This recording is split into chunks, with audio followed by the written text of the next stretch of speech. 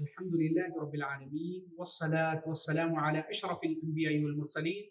نبينا محمد وعلى آله وصحبه أجمعين أما بعد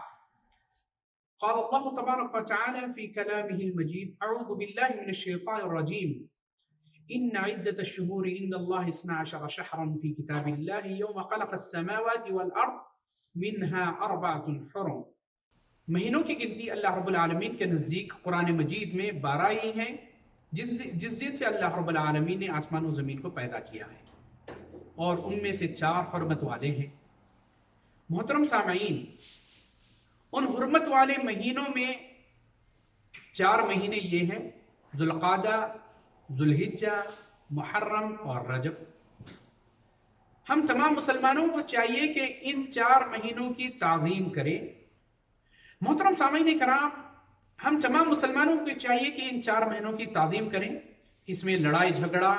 اور اللہ تعالیٰ کی نافرمانی والے کام سے بچیں، جس کا شریعت میں ذکر کیا گیا ہے، نبی کریم صلی اللہ علیہ وسلم کی سنت سے ثابت ہے۔ زبان جاہلیت میں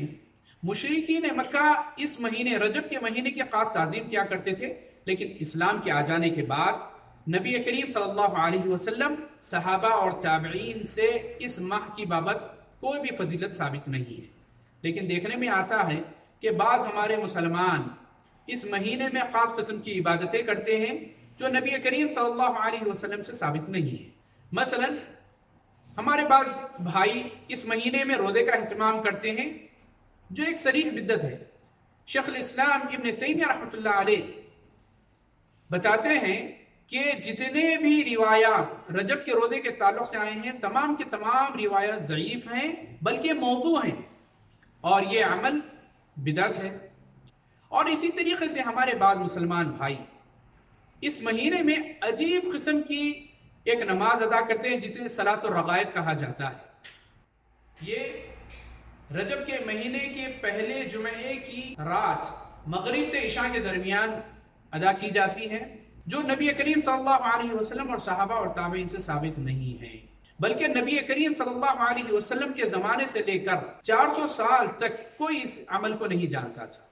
امام نووی رحمۃ اللہ علیہ سے اس صلاۃ الرغائب کے بارے میں پوچھا گیا، کیا یہ سنت ہے، کیا اس کی کوئی فضیلت ہے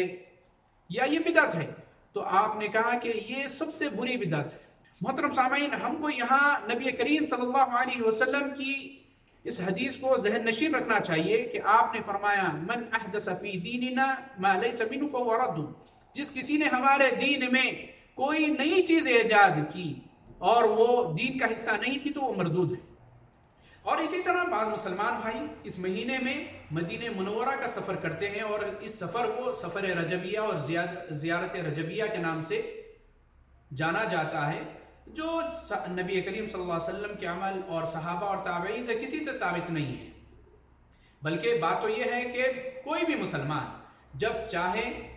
مدینہ منورہ کا سفر کر سکتا ہے، اس کا کوئی بھی وقت متعین نہیں ہے، جب چاہے مسلمان سفر کر سکتا ہے۔ اور اسی طرح بعض مسلمان اس مہینے کی 27ویں شب کو جاگ کر عبادتیں کرتے ہیں، محفلیں منعقد کرتے ہیں، خطابات کرتے ہیں، نعتیں پڑھتے ہیں، اور بعض ہمارے مسلمان نوجوان راتوں میں سڑکوں پر گھوما پھرا کرتے ہیں، اور اسے معراج کی رات کا نام دیا جاتا ہے، شب معراج کہا جاتا ہے۔ اس رات کو جاگنا، عبادتیں کرنا، محفلیں منعقد کرنا، یہ نبی کریم صلی اللہ علیہ وسلم سے اور نہ صحابہ سے اور نہ تابعین سے ثابت ہے۔ تو ہم کو اس تمام قسم کی بدعات سے اجتناب کرنا چاہیے، جبکہ ہم کو ایک بات یاد رکھنی چاہیے کہ جو عمل نبی کریم صلی اللہ علیہ وسلم کے زمانے میں، صحابہ کے زمانے میں، تابعین کے زمانے میں کوئی حجت نہیں رہا، وہ آج کیسے حجت ہو سکتا ہے؟ محترم سامعین، یاد رکھیں، نبی کریم صلی اللہ علیہ وسلم کی حقیقی اتباع،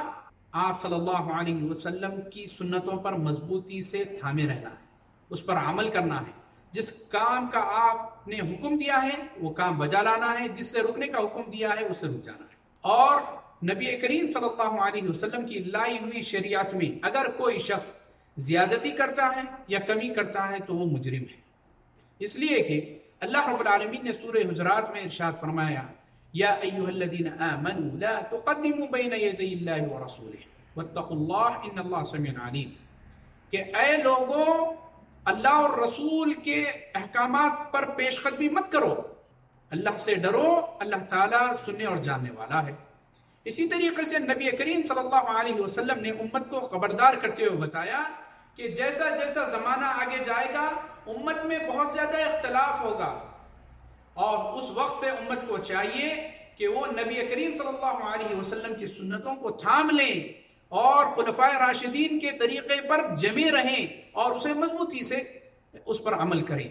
نبی کریم صلی اللہ علیہ وسلم نے بتایا انه من يعش منكم بعدي سيرون اختلافا كثيرا علیکم بسنتی وسنت الخلفاء الراشدین المہدیین عضوا علیہا بالنواجذ۔ اور دوسری جگہ نبی کریم صلی اللہ علیہ وسلم نے ارشاد فرمایا وَإِيَّاكُمْ مُحْدَثَاتِ الْأُمُورِ كُلَّ مُحْدَثَةٍ بِدْعَةٍ وَكُلَّ بِدْعَةٍ ضَلَالَةٍ۔ دین میں نئے نئے اعمال، دین میں نئے نئے کام ایجاد کرنے سے بچو، اس لیے کہ ہر نیا کام بدعت ہے اور ہر بدعت گمراہی ہے۔ تو محترم سامعین، ہم کو چاہیے کہ ہم کتاب و سنت پر مضبوطی سے عمل پیرا ہوں اور نبی کریم صلی اللہ علیہ وسلم نے جسے کام کرنے کا حکم دیا وہ کریں،